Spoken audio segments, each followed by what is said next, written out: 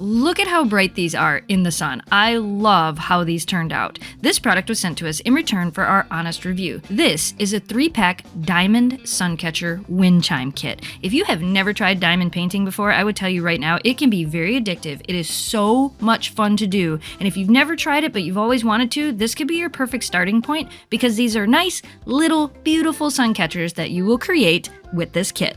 This is an easy DIY project that can be done by kids or adults.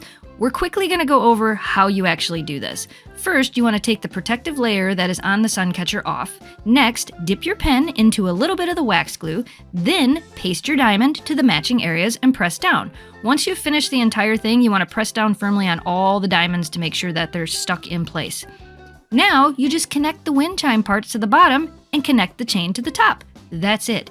Easy as can be. Now you can hang them wherever you would like. This would make a really great gift for just about anyone. If you're new to diamond painting or you want to try it for the first time, this would be the perfect little kit for you to do. We recommend this little DIY kit.